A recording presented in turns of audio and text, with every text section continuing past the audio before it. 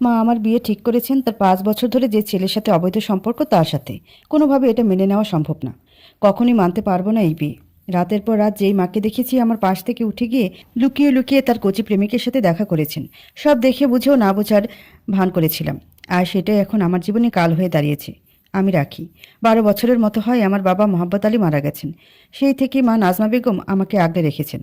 আমার বাবা বেশ ধার্মিক লোক ছিলেন, একটা মাদ্রাসার শিক্ষক ছিলেন। আমার আরও 2 বোন আছে, কোনো ভাই নেই।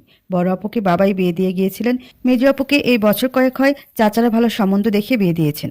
এখন আমার মা আর আমি দুজনেই থাকি। আমি যখন 7ম শ্রেণীতে তখন আমি আমাদের গ্রামের একটা ছেলের কাছে প্রাইভেট পড়তাম। সে এবার ইন্টার প্রথম বর্ষের ছাত্র। আমি লেখাপড়ায় মোটামুটি ভালো, পড়ালেখা যেন উন্নতি হয় এর জন্য সজীব ভাইয়ের কাছে পড়তে দিয়েছেন। সজীব ভাইয়ের লেখাপড়ায় অনেক ভালো। গ্রামের প্রায় স্টুডেন্ট তার কাছে পড়তো। মা তার সুনাম শুনে আমাকেও সেখানে পড়তে দেয়। প্রতিদিন আমি আমার বান্ধবীদের সাথে পড়তে যেতাম। কিছুদিন পর সজীব ভাইয়ের সাথে আমার খুব ভালো একটা বন্ধুত্ব হয়ে যায়।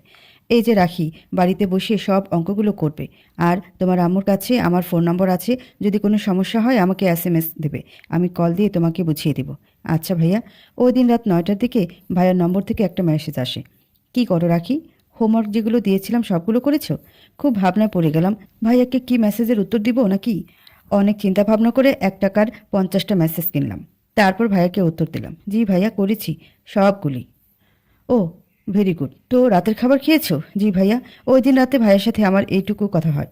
সজীব মনে মনে চিন্তা করে, আহারে মেয়েটা আমাকে রিপ্লাই করেছে, ওর মনে হয় টাকা কেটেছে। কালকে ওকে কিছু SMS কিনে দিব। সকালে আমি মায়ের ফোন হাতে নিতেই দেখি 500 SMS 1 মাসের জন্য।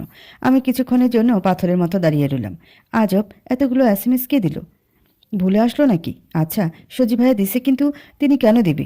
এসব ভাবতে না ভাবতে সজীব ভাইয়ের ফোন থেকে মেসেজ আসলো। রাখি, শুভ সকাল। 500 মেসেজ গেছে তোমার ফোনে? জি ভাইয়া। আচ্ছা, সকালে ঠিকমতো নাস্তা করে স্কুলে যাও আর মনোযোগ দিয়ে ক্লাস করবে। ওকে ভাইয়া।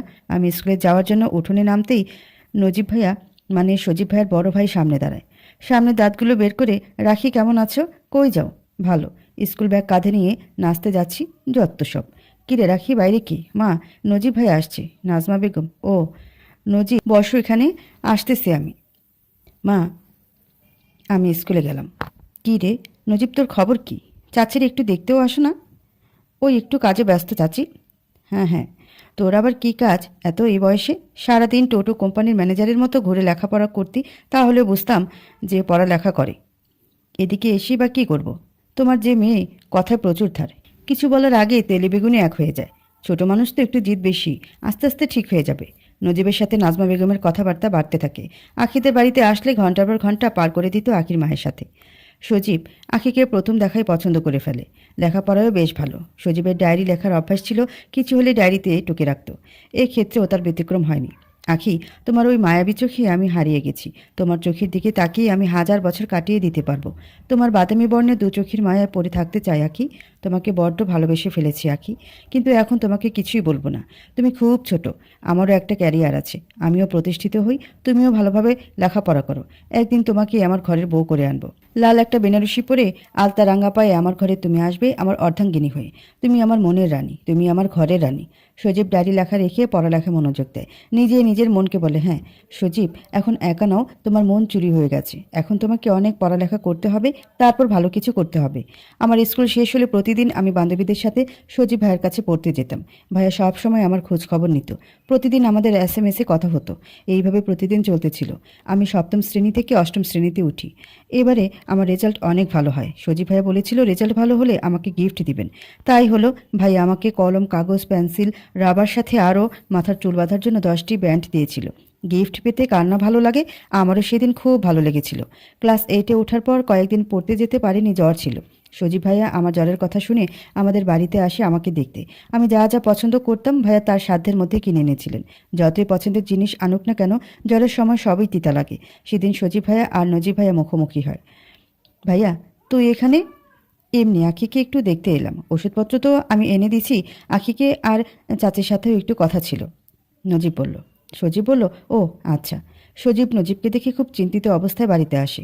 বরাবর শুধু এটাই ভাবতো, নজিব ভাইয়া ঘন ঘন কেন আখিদের বাড়িতে যায়? আখিকে একটা SMS দিয়ে জিজ্ঞেস করব ভাইয়া কি করে ওখানে, ওইখানে কেন যায়। না, এখন না। আখি অসুস্থ।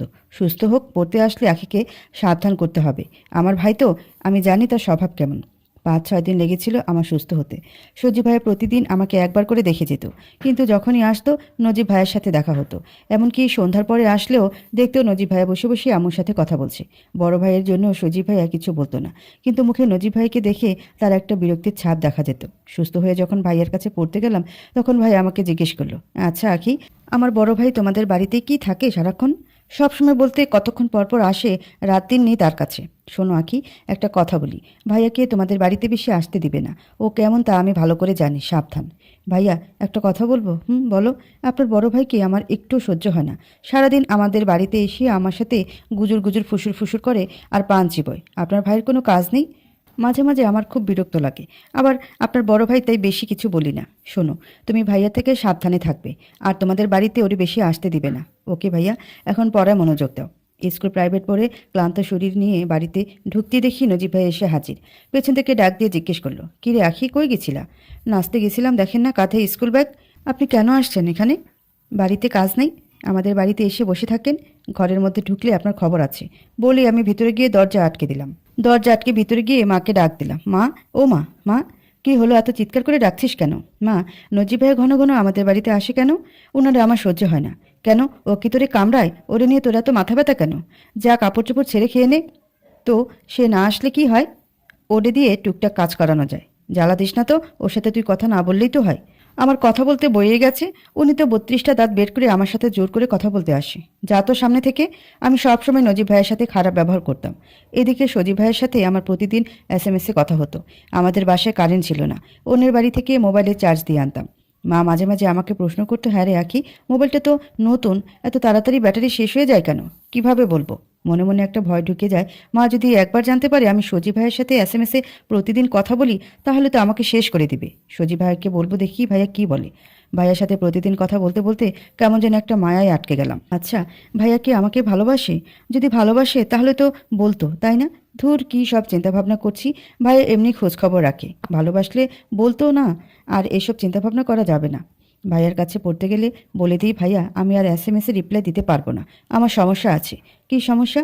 ভাইয়া, আমাদের ঘরে কারেন্ট নেই, সেটা তো আপনি জানেন। আর আম্মু প্রতিদিন ব্যাটারির চার্জ শেষ হওয়ার জন্য আমাকে সন্দেহ করে। ও আচ্ছা, দেখছি। বাসায় এসে মনটা খুব খারাপ ছিল। সজীব ভাইয়ের সাথে এখন আর কথা হবে না। সেদিন রাতে আর কথা হয়নি। সজীব ভাইয়াও কোনো SMS দেয়নি। সকাল সকাল মোবাইল হাতে নিয়ে দেখতেছিলাম ভাইয়ার কোনো SMS আছে কিনা, কিন্তু না, কোনো SMS নেই। মনটা এত পরিমাণে খারাপ ছিল যা বলে বোঝানো সম্ভব হতো না। এর মধ্যে মা আমাকে বলে, দেখ, আজকে ভাবছিলাম মোবাইলটা নিয়ে দোকানে যাব, কিন্তু মোবাইলের চার্জ আজ আর কমেনি, ফুল চার্জ আছে। আমি কোনো উত্তর করলাম না। আস্তে আস্তে হাত মুখ দিয়ে নাস্তা করে স্কুলে গেলাম। স্কুলে যাওয়ার পরে মনটা খারাপ হয়ে রইল। নিজেকে খুব শূন্য শূন্য মনে হলো। পুরোটা ক্লাস মরার মতো বেঞ্চের উপর মাথা রেখে বসেছিলাম। বান্ধবীরা সবাই জিজ্ঞেস করতেছিল, কি রে, তোর কি হয়েছে? এমন করে পড়ে আছিস কেন? বাসায় কিছু হয়েছে? না রে, কিছু হয়নি, এমনি মাথাটা ধরেছে। স্কুল ছুটি হলে বাড়ির উদ্দেশ্যে রওনা দিলাম। হঠাৎ চোখে পড়ল রাস্তার মাঝখানে কেউ একজন দাঁড়িয়ে আছে। মন বারবার বলছিল সজীব ভাইয়া হবে। হার্টবিট পুরোই বেড়ে গেছিল। তখন বুঝতে পারিনি কেন এমন হয়েছিল। সেদিন প্রথমবার আমার হার্ট এত জোরে জোরে বিট দিয়েছিল। ওই সময়ের অনুভূতিগুলো বোঝানোর মতো না। আচ্ছা, সজীব ভাইয়া যদি না হয়, সে এখন এই সময় তো এখানে থাকার কথা না। এসব ভাবতে ভাবতে সামনে এগুতেই দেখি আসলেই সজীব ভাইয়া।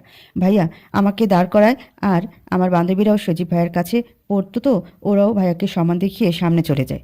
ভাইয়া হাত থেকে একটা প্যাকেট বের করে আমার হাতে দেয়। কি ভাইয়া? একটা মোবাইলের ব্যাটারি। এটা এখন ফুল চার্জ আছে, একটা চার্জ শেষ হলে আরেকটি ভরবে। তবে সাবধান, তোমার মায়ের হাতে পড়লে কিন্তু তুমি শেষ। আর হ্যাঁ, যখনই একটা চার্জ শেষ হবে তখন একটা ব্যাটারি আমার কাছে দিবে, আমি চার্জ করে এনে দিব। আচ্ছা ভাইয়া, তাহলে এখন যাই। ওকে। পেছন থেকে ভাইয়া আমাকে ডাক দিল, আখি। ভাইয়া কিছু বলবেন?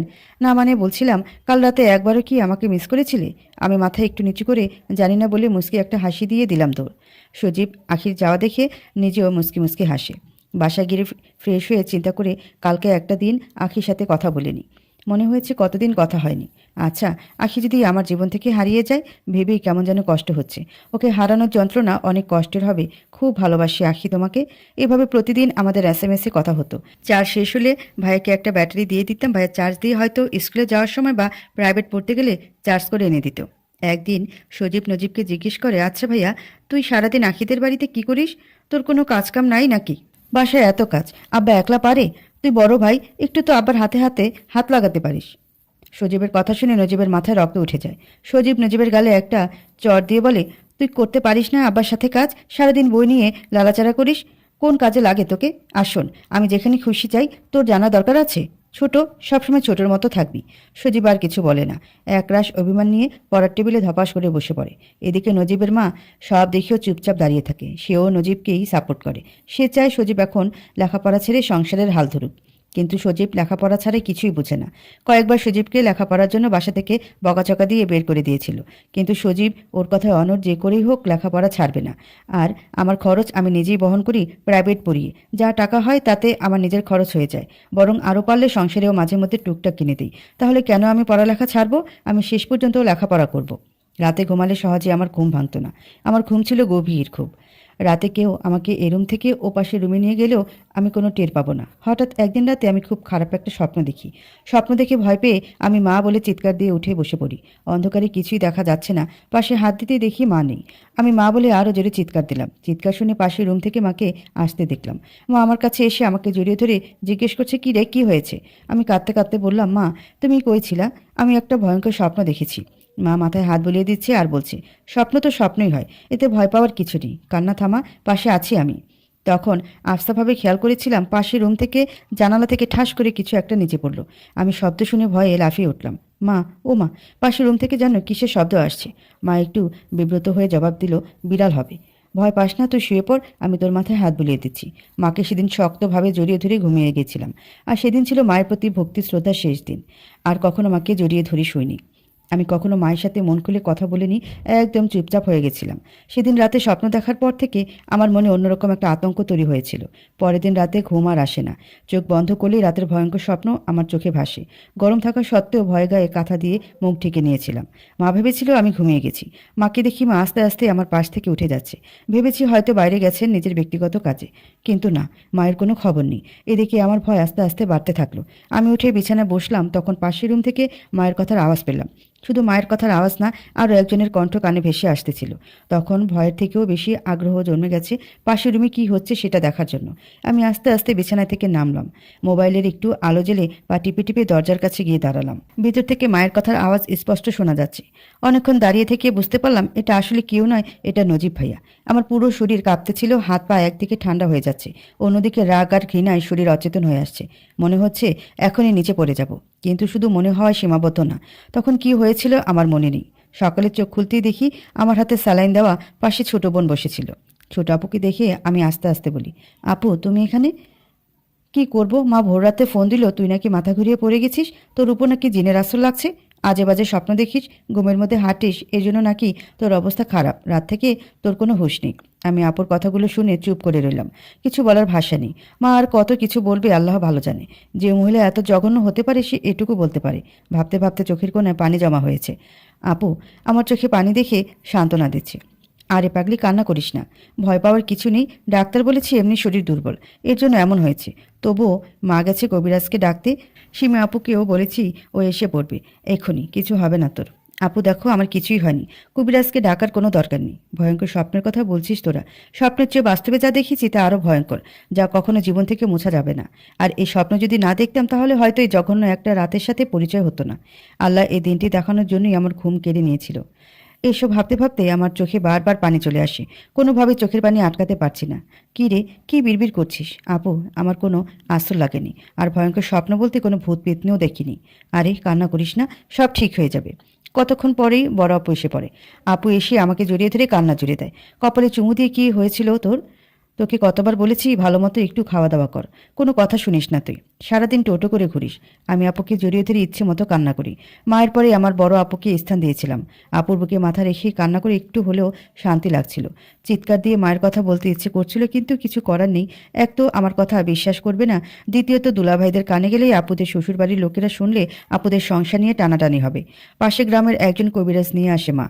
মায়ের মুখটা দেখে বড্ড মায়া হচ্ছিল। এই মা, যে মা আমাকে সব সময় বুকে আগলে রেখেছে, কখনো কোনো কিছুতে কষ্ট পেতে দেয়নি, সেই মা কিনা ওনার ছেলের বয়সী ছেলের সাথে অবৈধ সম্পর্কে জড়িয়ে আছে। মা যত যাই করুক আমার জন্য, আমার কখনোই আর মায়ের প্রতি সে ভক্তি, সে শ্রদ্ধা আসবে না। আমি কবিরাজের সামনে যেতে নারাজ, তাও বড় আপু আর মা আমাকে জোর করে কবিরাজের সামনে নিয়ে যেতে লাগলো। অনিচ্ছা সত্ত্বেও আমাকে কবিরাজের সামনে নিয়ে বসালো। কবিরাজ আমাকে দেখেই দুইটা কি যেন ভুং ভাং বলে চিৎকার দিল। মুখে একটু পানি ছিটা দিয়ে আমার থুতনি ধরে তার মুখ বরাবর সোজা করে জিজ্ঞেস করলো, বল কই থেকে আসছিস? আমি কি বলবো, চুপ করে ভণ্ড কবিরাজের কারবার দেখতেছিলাম। আমি তো জানি আমার উপরে আসলে জিনের আসর আছে নাকি অন্য কিছু। কিছুক্ষণ পর কবিরাজ ধমকে সুরে আবার জিজ্ঞেস করলো, কি রে, চুপ করে আছিস কেন? আমাকে দেখে ভয় হয় না তোর? তুই জানিস আমি তোকে এখানে মেরে ফেলতে পারি। তাড়াতাড়ি বল কই থেকে আসছ। আমি চুপ করে কবিরাজের দিকে তাকিয়ে বসেছিলাম। কবিরাজ এবার অন্য একটা বোতল থেকে হাতে একটু পানি নিয়ে আমাকে আবারও বললেন, তাড়াতাড়ি বল কে তুই, না হলে কিন্তু আমি এই পানি তোর গায়ে মেরে আগুন ধরিয়ে দিব। আমি তাও চুপ হয়ে বসে রইলাম। কতক্ষণ পরে গায়ে পানি ছিটা দিল, কিন্তু আমার কিছুই হলো না। কবিরাজ বুঝতে পেরেছে আমার সাথে কিছুই নেই, আর ভণ্ডামি করেও লাভ নেই, তাই সে আর কিছু জিজ্ঞেস করলো না। তবে মাকে উদ্দেশ্য করে বলল, আপনার মেয়েকে দূর থেকে জিন ইশারা করে, ভেতরে প্রবেশ করেনি, এর জন্য আমি ডেকে আনতে পারছি না। তবে আস্তে আস্তে এটা ভেতরে প্রবেশ করার চেষ্টা করবে। আমি পানি পড়া দিচ্ছি, এটা দিয়ে কালকে গোসল করিয়ে দিবেন, আর এই তাবিজ সবসময় হাতে বা কোমরে বেঁধে রাখতে বলবেন, তাহলে জিনের বাপও কাছে আসতে পারবে না।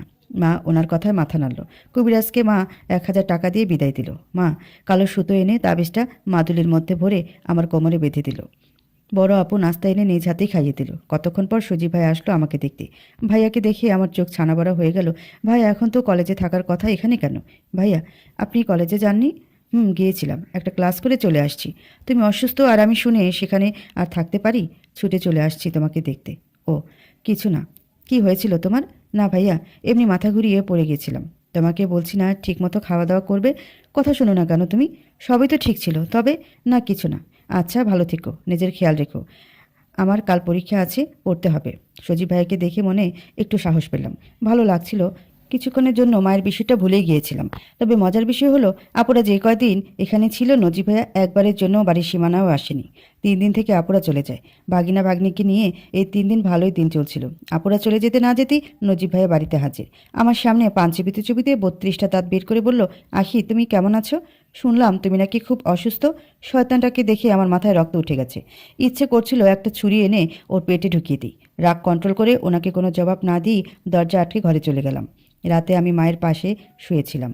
কিছুক্ষণ পর দেখি মা আস্তে আস্তে নেমে যাচ্ছে পাশ থেকে।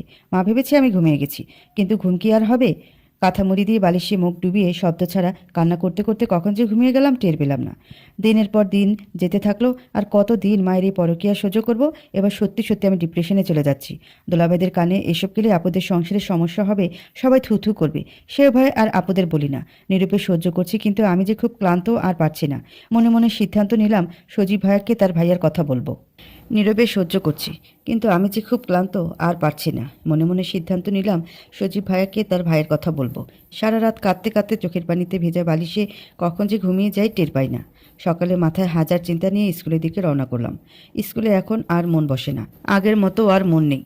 না আছে মুখে সে হাসি, না আছে বান্ধবীদের সাথে আড্ডা দেওয়া, না আছে কারোর সাথে মন খুলে কথা বলা। স্কুল থেকে প্রাইভেট পড়তে গেলাম। ভেবেছিলাম ভাইয়াকে সবটা বলবো, কিন্তু মন বাধা দিল। সজীব ভাইয়া যদি মনে করে আমি খারাপ মেয়ে, উনি যদি মায়ের কথা শুনে আমার সাথে কথা বলা অফ করে দেয়, তাহলে কি হবে?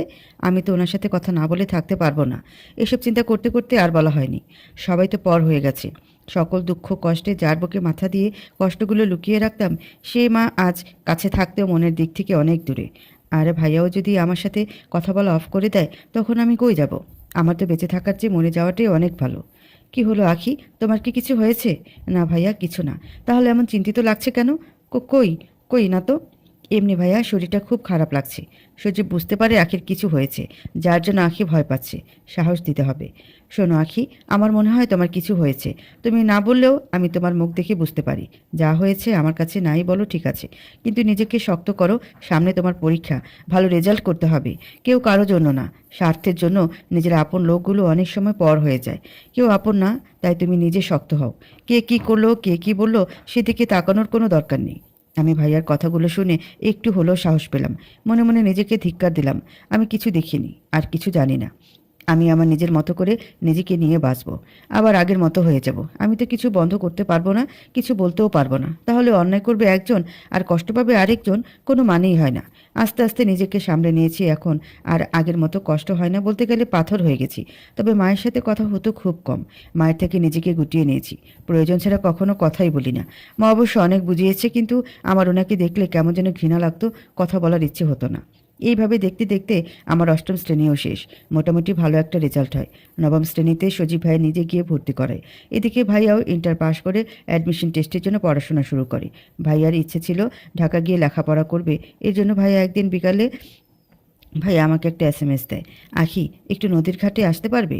তোমার সাথে আমার কিছু কথা ছিল। আচ্ছা ভাইয়া, আসছি। আমিও ভাইয়ার কথা শুনে দৌড়ে নদীর ঘাটে চলে যাই। গিয়ে দেখি ভাইয়া একটা গোলাপ আর একটা চিঠি আর ছোট্ট একটা গিফট নিয়ে দাঁড়িয়ে আছে। ভাইয়া ভাইয়া মাথা নিচু করে আমার সামনে দাঁড়িয়ে আছে। আমি বেশ বুঝতে পারছিলাম ভাইয়ার ভয় করছে, তবে আমার একটু নার্ভাস লাগছিল, কারণ ভাইয়ার হাতে ফুল দেখে একটু আঁচ করতে পেরেছি। ভাইয়া কিছু বলবেন? আখি, তোমাকে কিছু কথা বলার ছিল, জানি না তুমি কিভাবে নেবে। তুমি প্রথম যেদিন আমার কাছে পড়তে আসো সেদিন থেকেই তোমাকে বড্ড ভালোবেসেছি। আমার সামনে ভাইয়া হাঁটু গেড়ে বসে গোলাপটা সামনে দিয়ে বলে, আই লাভ ইউ আখি। আমি তোমাকে অনেক ভালোবাসি। জীবনে মরণে তোমাকেই আমার পাশে চাই। আমিও ভাইয়াকে যেহেতু পছন্দ করতাম, 7-5 না ভেবে আমিও আই লাভ ইউ টু বলে দিই। ভাইয়ার সাথে আমার আগের মতোই এসএমএসে কথা হতো আর পড়তে যেতাম, তখন দেখা হতো, এছাড়া আর দেখা হতো না। আবার শুক্রবার ভাইয়া নিজেই একবার পুকুর ঘাটে আসতো। সেখান থেকে আমাকে এক নজর দেখিয়ে চলে যেত। ভাইয়া আগে আমার প্রচুর কেয়ার করতো, এখন আগের থেকে আরও বেশি কেয়ার করে। আর সেটাই সন্দেহ করে নজিব ভাইয়া।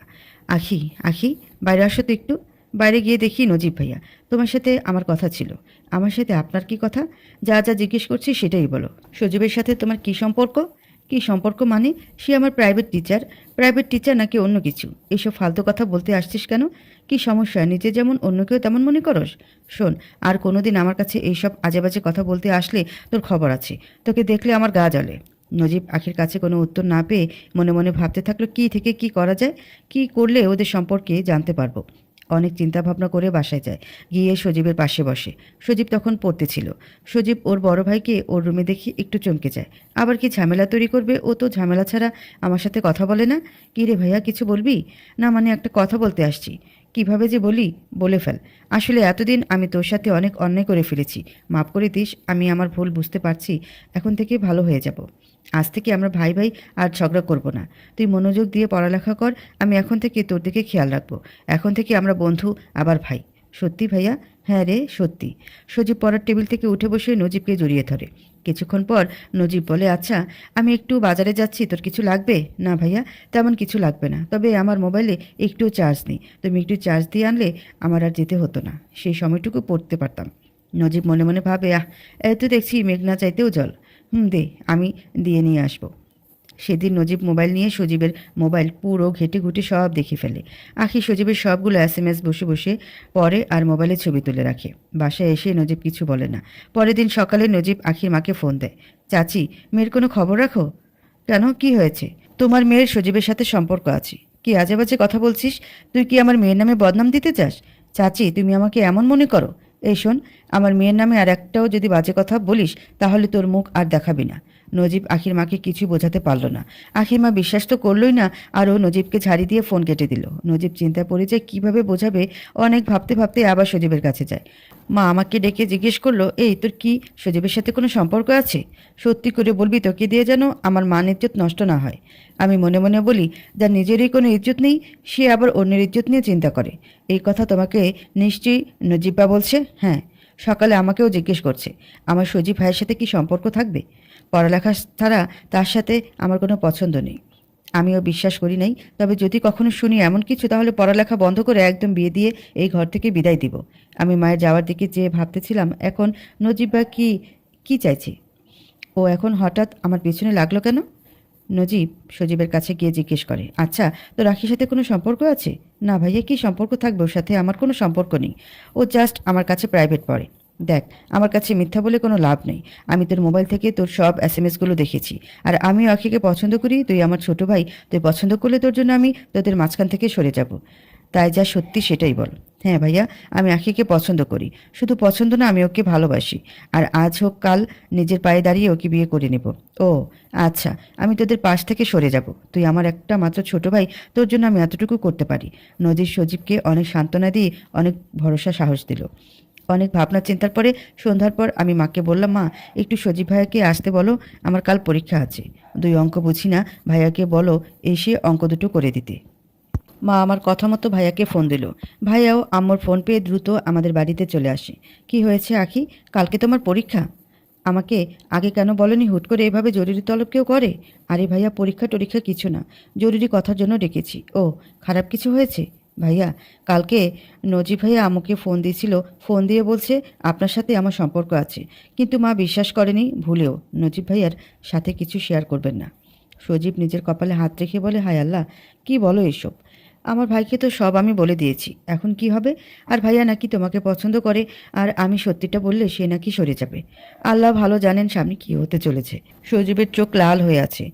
সজীব আস্তে করে আখির পাশ থেকে উঠে যায়, হাঁটতে হাঁটতে চিন্তা করে, ভাই হয়ে আমার সাথে এমন কিভাবে করলো? ভাই তো জানে আমি আখিকে আমার জীবনের থেকেও বেশি ভালোবাসি। নজিব সকাল সকাল আখির মায়ের সামনে দাঁড়ায়। আখির মা নজিবকে দেখে, তুই এখানে? কোন মতলব এখানে এসেছিস? তোকে বারণ করেছি আমার কাছে আসতে। তুই আমার মেয়ের নামে বদনাম তুলতে চাস?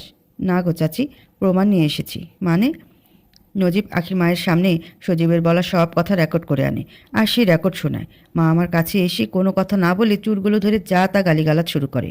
শেষে মা সিদ্ধান্ত নেয় আমাকে আর পড়াবেন না, ওনার ছেলে ঠিক করা, আর তার সাথেই আমার বিয়ে দেবে। আমার বোনেরা এসব শুনে আবার আসে, তারাও অনেক বকাঝকা করে। কোনো উপায় না পেয়ে আমার বড় দুলাভাইয়ের পা ধরে কান্না করে দিই, ভাইয়া প্লিজ আমাকে মাফ করে দেন, আমি আর কখনো এমন করব না, আমি পড়ালেখা করতে চাই, দয়া করেন আমার উপর আমাকে শুধু পড়ালেখার সুযোগ করে দেন। কিন্তু মা বোনেরা কেউ আর পড়ালেখার জন্য রাজি না। মা আমাকে প্রচুর মারে, এত মারে যে আমি অজ্ঞান হয়ে যাই। পরে বড় দুলাভাই আমাকে পুকুর ঘাটে নিয়ে যায়, সেখানে নিয়ে গিয়ে অনেক বোঝায়। দেখো আখি, তুমি আমার ছোট বোনের মতো, আমরা চাই তুমি বড় হও, নিজের ভালো নিজে বুঝতে শিখো।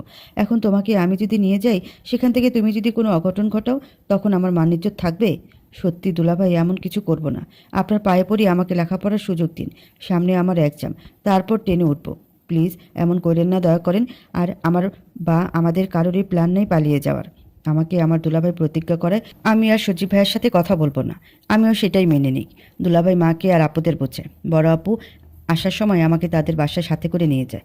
রাস্তা দিয়ে যখন আপুদের বাড়ি যাচ্ছিলাম, তখন আমার চোখ দুটো সজীব ভাইয়াকে খুঁজতেছিল। ইস, একটাবার যদি দেখতো আমি চলে যাচ্ছি, তাহলে ভাইয়া জানতে পারতো আমি বড় আপুর সাথে চলে যাচ্ছি। সজীব আখিকে মেসেজ দেয়, কিন্তু অনেকক্ষণ অপেক্ষা করেও কোনো রিপ্লাই পায় না। রিপ্লাই না পেয়ে সোজা আখির বাড়িতে যায়, কিন্তু সজীব খেয়াল করে নজিবও আখির বাড়িতেই আছে। সজীব খুব সতর্কতার সাথে ঘরের দিকে লক্ষ্য রাখে। 1 মাস পর আমার নবম শ্রেণীতে পরীক্ষা শুরু হয়। এর জন্য আমি বাড়িতে চলে আসি। পরীক্ষা শুরু হবে জেনে সজীব ভাইয়া পুরো পরীক্ষার সময়টা স্কুল গেটের সামনে দাঁড়িয়ে থাকে। ভাইয়াকে দেখেও আমি না দেখার মতো করে চলে যাই। তখন কলিজা ফেটে কান্না আসার মতো অবস্থা, তাও তাতে দাঁত চেপে নিজেকে সামলে বাড়িতে চলে আসি। আমি চাই না কোনো ঝামেলা হোক। প্রতিটি পরীক্ষায় ভাইয়া স্কুল গেটের সামনে দাঁড়িয়েছিল। ভাইয়া পড়ার জন্য ঢাকায় চলে যায়। 3 মাস পরে ভাইয়া মার ফোনে একটা মেসেজ দেয়, রাতে সজাগ থেকো, আমি আসবো তোমার জন্য একটা মোবাইল নিয়ে। SMS-টা দেখি সাথে সাথে ডিলিট করে দিই।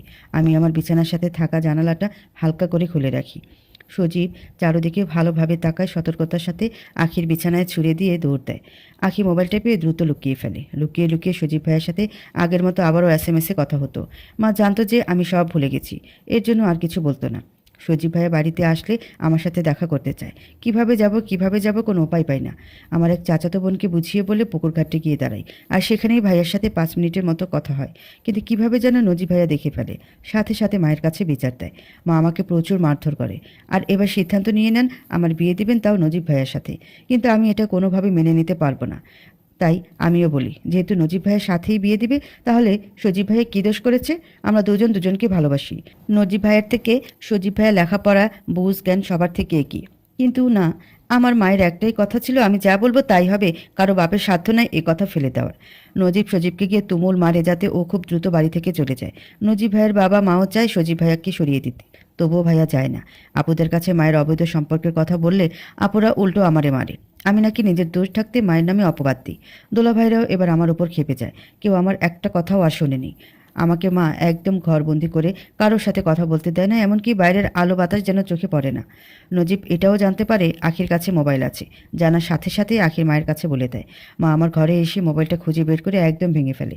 ভাইয়া আমার সাথে কোনোভাবে যোগাযোগ করতে না পেরে আমার চাচির পায়ে ধরে কান্নাকাটি করে, একটাবার আমার সাথে কথা বলার জন্য।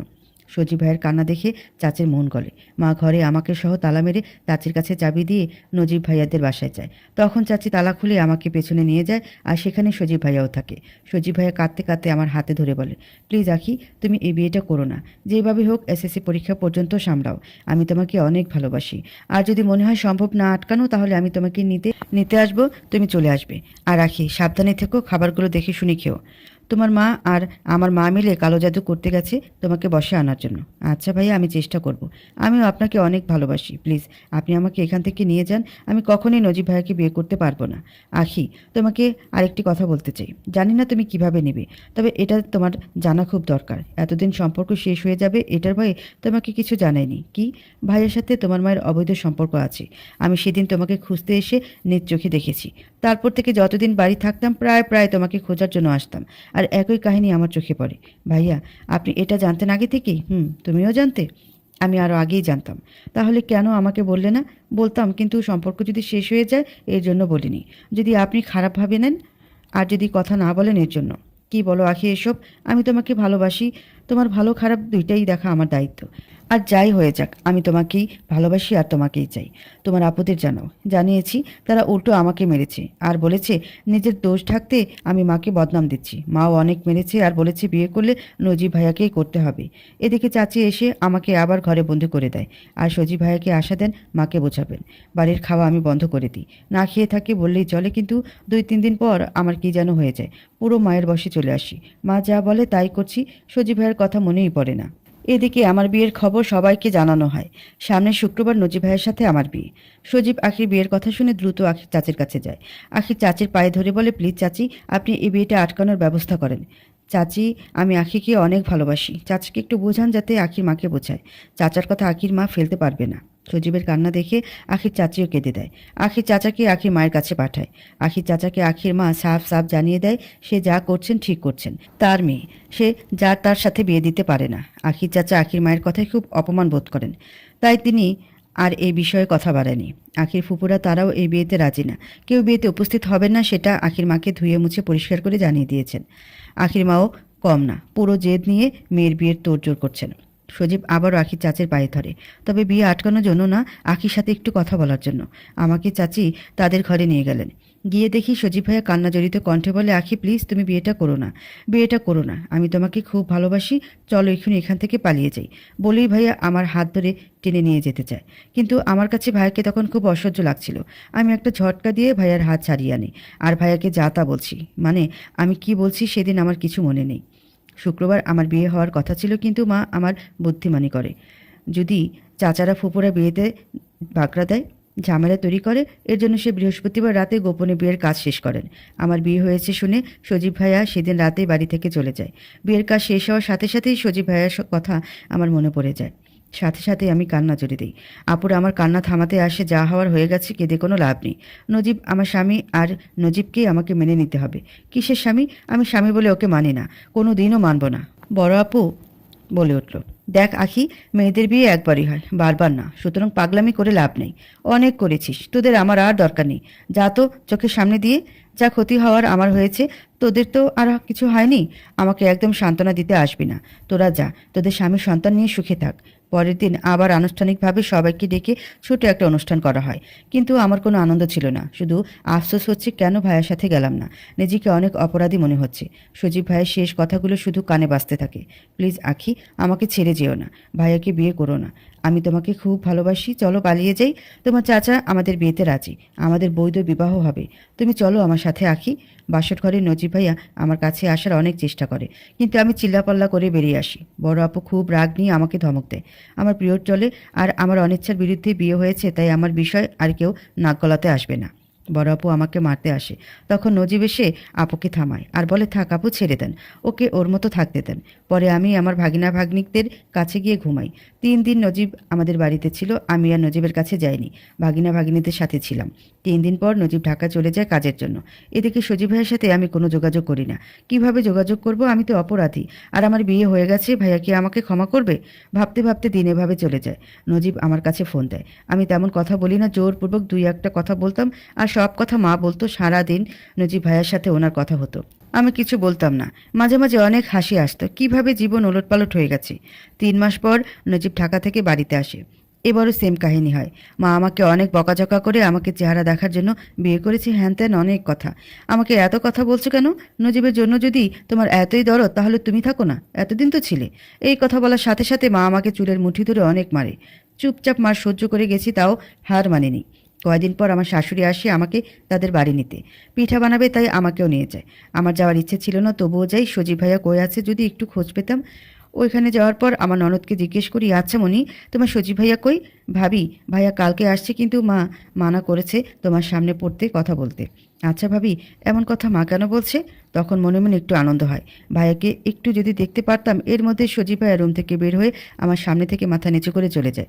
ভাইয়ার দিকে তাকিয়ে দেখি ভাইয়ার চোখের নিচে কালি পড়ে গেছে, আগের থেকে অনেক শুকিয়ে গেছে। ভাইয়াকে দেখি আমার অনেক কষ্ট হচ্ছিল। কেন গেলাম না সেদিন ভাইয়ার সাথে? কেন? হাতের কাছে কিছু নারিকেল ছিল ভাঙার জন্য। আমার ননদ মনিকে বললাম সজীব ভাইয়াকে ডেকে আনতে। সজীব ভাইয়া মনের কথা শুনে এসে নারিকেল ছিলতে শুরু করে, কিন্তু আমার দিকে একবারের জন্য তাকায় না। ভাইয়া, তুমি কি আমার সাথে কথা বলবে না? ও ভাইয়া, আমাকে তুমি ক্ষমা করে দিও, আমি তোমার কথা রাখতে পারিনি। ক্ষমা চাওয়ার কি আছে? আমি জানি তুমি তোমার নিয়ন্ত্রণে ছিলে না। ভাইয়া, তুমি কি ভুলে গেছো আমাকে? জানো, আমি তোমাকে প্রচুর ভালোবাসি এখনও। ভাবি, আজ হোক কাল তোমাকেই পাবো। সজীব ভাইয়া মাথা তুলে বলে, এখানে মনি আছে, ছোট মানুষ, ঠোঁট পাতলা, এসএমএসে কথা হবে। তখন ভাইয়ের ঠোঁটের কোণে উজ্জ্বল একটা হাসি দেখতে পেয়েছিলাম। কিছুক্ষণ পর সজীব ভাইয়াকে আমার শাশুড়ি দেখে খুব বকে। তোকে না বলেছি ঘরের মধ্যে থাকতে? তুই কেন বের হয়েছিস? যা টিভি দেখ, এখানে না ডাকা পর্যন্ত আর যেন না দেখি। সজীব ভাইয়া আর কিছু বলে না, চুপচাপ নিজের রুমে চলে যায়। আমারও মনে কেমন যেন শান্তির বাতাস বইছে। মনে হচ্ছে কলিজাটা অনেক বড় হয়ে গেছে। সেদিন শ্বশুর বাড়ি থেকে বাড়িতে যেতে যেতে রাত হয়ে যায়। সেদিন রাতে সবাই অনেক ক্লান্ত ছিলাম, তাই কোনো ঝামেলা হয়নি। পরের দিন নজিব আর মা মিলে আমার সাথে যা তা আচরণ করে, কিন্তু কথায় আছে না, ভাঙবো তাও মচকাবো না। আমার অবস্থাও তেমন ছিল। শত অত্যাচারের পরেও আমি আমার মতো ছিলাম। নজিব আবার ঢাকা চলে যায়। ঢাকায় যাওয়ার আগে আমাকে একটা বাটন ফোন কিনে দিয়েছিল। সেটা নিয়ে সজীব ভাইয়ার সাথে আমার কথা এসএমএসে কথা হতো। সজীব ভাইয়াকে এতদিন কি হয়েছে না হয়েছে সব খুলে বলি। এদিকে নজিব আমাকে সন্দেহ করে খুব তাড়াতাড়ি ঢাকা থেকে চলে আসে। আসার পর নজিব আমাকে মারে আর বলতেছিল, আমার কাছে আসতে তোর সমস্যা কি? আমার সাথে কথা বলতে তোর সমস্যা কি? নিজেকে আমার থেকে দূরে রাখতে চাস? এই শরীর তুই সজীবের জন্য আমার থেকে আড়াল করস? বিয়ে করার সময় তোর হুঁশ ছিল না? আজ তোর সব তেজ শেষ করে দিব। এতদিন কিছু বলিনি, তার মানে এই না কখনোই কিছু বলবো না। এই চুপ! তুই জানতি না আমি সজীব ভাইয়াকে ভালোবাসি? তুই তোর ছোট ভাইয়ের ভালোবাসাকে জোরপূর্বক বিয়ে করেছিস। ভাইয়া তোর পা পর্যন্ত ধরেছে, তাও তুই ছাড় দেসনি। এতদিন আমার মায়ের সাথে অবৈধ সম্পর্ক করছিস, এখন আবার আমাকে বিয়ে করছিস। তুই কি ভাবছিস তোর মতো পশুর কাছে নিজেকে বিকিয়ে দেব? মা আমার কথা শোনার সাথে সাথে আমাদের মাঝখানে আসে। মা আমার গায়ে টাচ করার আগে আমি দুজনকেই গায়ের সকল শক্তি দিয়ে ফেলে ওই রুমে আটকে দিয়ে আমি অন্য রুমে গিয়ে বালিশে মাথা গুঁজে কাঁদতে থাকি। পরের দিন সিদ্ধান্ত হয় আমাকে ঢাকা নিয়ে যাবে, এখানে বসে কোনো ঝামেলা করবে না। আমিও আর অমত করিনি। ঢাকা গেলে হয়তো কিছু একটা করা যেতে পারে। 2 দিন থেকে নজিব আমাকে ঢাকায় নিয়ে যায়। কোনো সিদ্ধান্ত ছাড়াই নজিব আমাকে ঢাকায় নিয়ে আসে, এর জন্য কোনো থাকার ব্যবস্থা হয়নি। আর আমাকে একটা রিস্ক মনে হয় তার কাছে। তাই কড়া নজর দেওয়ার জন্য নজিবের পরিচিত এক বন্ধু নয়নের বউর কাছে রেখে যায়। যাওয়ার সময় আমার থেকে মোবাইলটা নিয়ে যায়। সেখানে নয়নের বউ, ছেলে মেয়ে আর মা ছিল। নয়নের মা আমাকে কড়া নজরে রাখতো, চোখের আড়াল হতে দিত না। আমি ভাবিকে মানে নয়ন ভাইয়ের বউকে সব ঘটনা খুলে বলি। উনি আমার কথা শুনে ওনার মোবাইল আমার কাছে দিয়ে বলে, যাও সজীবকে এটা দিয়ে ফোন দিয়ে আসতে বলো। তুমি ফিরে যাও, তোমার ভালোবাসার কাছে না হলে একদম শেষ হয়ে যাবে। আমি তাড়াতাড়ি ভাবির থেকে মোবাইলটা নিয়ে সজীব ভাইয়াকে ফোন দিয়ে ঠিকানা বললাম। ভাইয়া ঠিকানা পেয়ে আমাকে নেওয়ার জন্য বাড়ির গেটের সামনে দাঁড়ায়। সেদিন সজীব ভাইয়ের হাত ধরে চলে যায় পুরনো স্বপ্নের খোঁজে। সেখান থেকে সজীব ভাইয়াকে ঠিকানা দিলে আমার ফুপু বাড়িতে নিয়ে যায়। আমার ফুপু রাজি ছিল না নজিবের সাথে বিয়ে দেওয়ার জন্য, তাই সেখানে গেলে ফুপুরা আমি তাদের কাছে আছি সেটা গোপন রাখে। কাজে এনে বিয়ে পড়াতে চায়, কিন্তু ডিভোর্স দিয়ে আমাকে ইদ্যত পালন করতে হবে, এর জন্য তখন আর বিয়ে হয়নি। ভাই আমাকে ফুপুর বাসায় রেখে সে তার হলে চলে যায়। কিছুদিন পর একটা মোবাইল দিয়ে যায়। 3 মাস পর আমাদের বিয়ে হয়। সজীব আমাকে সাথে করে নিয়ে যায়। শুরু হয় আমাদের ছোট সংসার জীবন। সজীব একটা পার্ট টাইম জব খুঁজে নেয়। আখি, কিছুদিন কষ্ট করো, পড়ালেখা শেষ করতে পারলে ভালো একটা জব পেলে তোমাকে আরও ভালো রাখতে পারবো। কি যে বলো না, এর থেকে বেশি সুখ চাই না। বড় একটা আজাব থেকে বাঁচিয়ে এনেছো, বিপদে আপদে সবসময় পাশে ছিলে, এটাই আমার কাছে অনেক বড় পাওয়া। আর কিছু দরকার নেই। তবুও এখন তো পারছি না তোমার ছোট ছোট শখ পূরণ করতে। তোমাতেই আমার সুখ, সারা জীবন পাশে থেকে এতেই শান্তি। অনেক ঝড় ঝাপটা, চোখের পানি, পাবো না জেনেও তারপরেও পাওয়ার চেষ্টা, শুক্রিয়া, অবশেষে তোমাকে পেয়েছি। অবশেষে তুমি আমার হলে। 6 মাস পর আমার এসএসসি পরীক্ষা, বাড়িতে যেতে হবে। ছোট আপুর সাথে যোগাযোগ করলে আপু আমাকে আসতে বলে অনেক সাহস দেয়। সাহস নিয়ে বাড়িতে আসি। সজীব আমাকে বাড়ির সামনে দিয়ে ওর বাড়িতে চলে যায়। আমাকে দেখে মা আর বড় আপু খুব রেগেছিল, বেশি কথা বলেনি। সজীব অনেকবার বলেছিল যদি বেশি সমস্যা হয় তাহলে থাকতে হবে না, তোমাকে অন্যভাবে পরীক্ষা দেওয়াবো। পরীক্ষা শেষে আমি সজীবের সাথে আবার ঢাকা চলে যাই। রেজাল্ট মোটামুটি ভালো হয়, ঢাকাতেই ভর্তি হই। ভর্তি হওয়ার জন্য আবার বাড়িতে আসলে এবার মা আর মুখ ভার করে রাখিনি। মাও এবার মেনে নিয়েছে আমাদের। একদিন সজীব পুকুর ঘাটে এসে আমার সাথে কথা বলে চলে গেছে বাসায় আসার পর। কী রে, সজীব আসেনি? না, কেন? তুমি তো ওকে সহ্য করতে পারো না। যা হওয়ার তা হয়ে গেছে, পুরনো কথা তুলে লজ্জা দিস না, আর মন খারাপ করিস না। আমার অন্য দুই জামাইয়ের যতটা অধিকার, এখন থেকে সজীবেরও ততটাই অধিকার। ভালো মন্দ কিছু রান্না কর আর সজীবকে আসতে বল। আমি ফোন দিয়ে সজীবকে সন্ধ্যার পরে আসতে বলি। এভাবে আস্তে আস্তে পরিস্থিতি স্বাভাবিক হতে থাকে। এখন আমাদের একটা কন্যা সন্তান আছে। সজীব ভালো একটা জব পেয়েছে। অনেকেই জিজ্ঞেস করবেন নজিবের এখন কি খবর। নজিব ভাইয়া এই কিছুদিন হয় বিয়ে করেছেন। সবাই দোয়া করবেন যেন সারা জীবন আমরা একজন আরেকজনের ছায়া হয়ে থাকতে পারি।